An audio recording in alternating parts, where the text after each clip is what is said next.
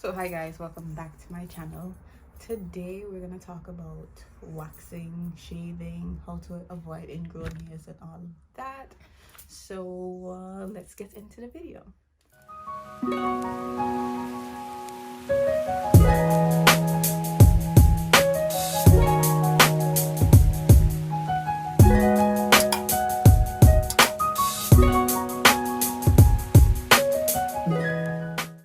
So like I said, today we're going to talk about waxing and shaving and avoiding ingrown hairs. So I am very prone to ingrown hairs, and it's something that runs strangely in my family. Like my cousin gets ingrown hairs, my mom used to get ingrown hairs.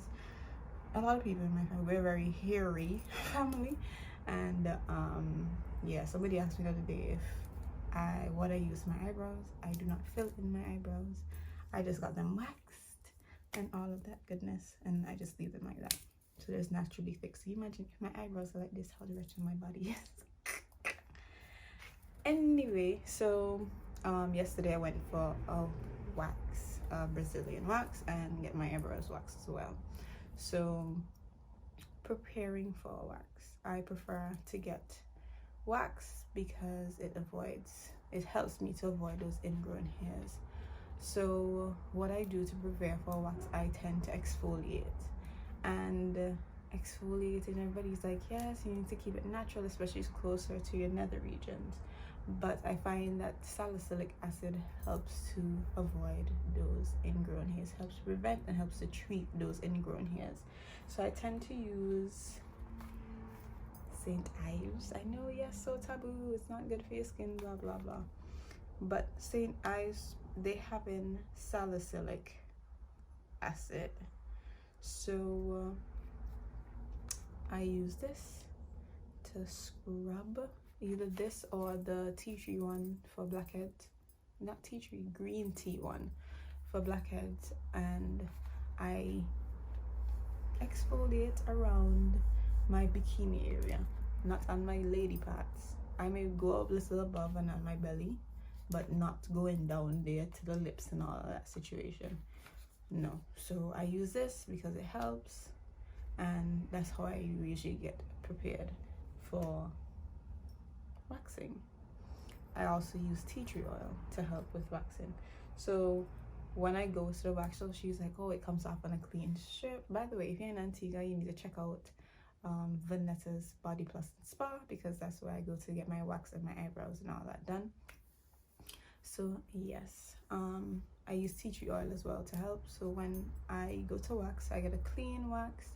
I don't have ingrown hairs immediately after. Some people have their skin really irritated, really raised and all that because they didn't prep for waxing. Some people don't have to prep, but people like me who have really thick hair, really thick follicles, I have to prepare for waxing so I can avoid ingrown hairs. After I finish waxing, I'd come home and well, she would apply witch hazel and all that to the area, but I apply antibiotic ointment to everywhere that's been waxed so it can heal faster. Especially, you tend to get a little, nicks and cuts sometimes with waxing. So I apply this ointment. She recommends it as well, triple antibiotic or regular first aid antibiotic ointment, and it helps tremendously. I cannot express how much it helps. It helps, like, little sensitive areas. Like, I haven't waxed since the accident, and that's quite a bit ago. So some areas like my legs and so on were a little bit more sensitive than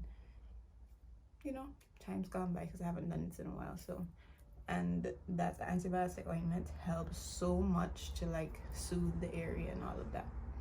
So let's say you're shaving. I like to shave my legs. I do not wax my legs. I find waxing my legs very uncomfortable, and I shave on my armpits and all of that.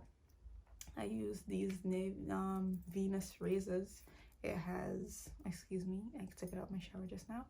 It has 3 blades. I do not shave with anything less than 3 blades because I have really, really thick hairs. So I use anything between 3 and 5 blades on my legs, on my underarms and all of that. So I do exfoliate my legs and my underarms as well, using the same thing, or I use a sugar scrub that I would just make. If you want a video on how to make a sugar scrub, tell me down below so I can hook you up. But yeah, usually I just use a sugar scrub or the same St. Ives, my legs and underarms, so that I can get a really smooth shave. If you really want a smooth shave, make sure you exfoliate your skin. And exfoliating helps to avoid those ingrown hairs because it gets rid of those dead cells and dead skin that doesn't allow the hair to come straight out, and it curls up all underneath and it makes it painful and all of that. So you don't want that. So you want to get rid of that dead skin that's above so that the hair can grow straight up, you know. And avoid, if let's say you do get ingrown hairs, my nose is itching. Let's say you do get ingrown hairs, how do you treat them?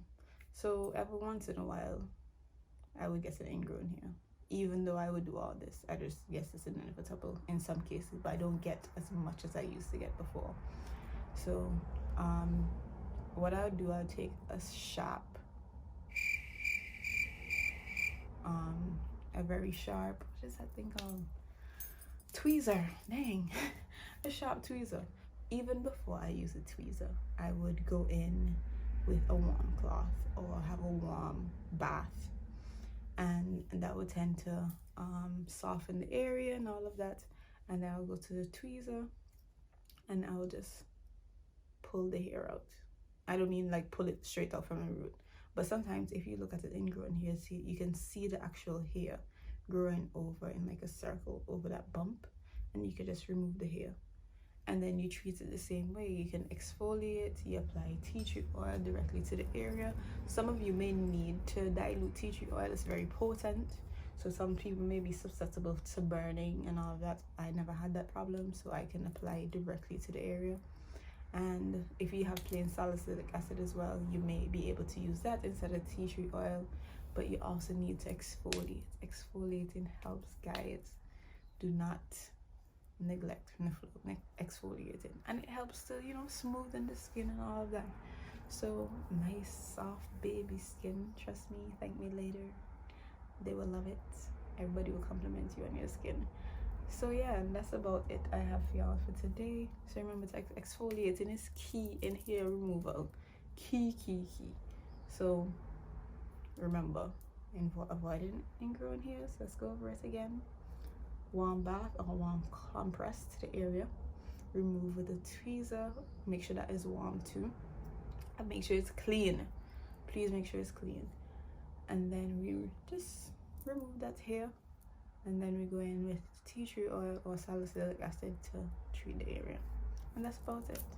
Remember, don't use it in between your lips because you may cause burning and throw off your pH and all that drama down there, and you don't want that. You don't want that. And if you want me to talk about your pH and all of that for your nether regions, let me know as well. I hope you have a good day. Stay positive. Be blessed. Bye bye.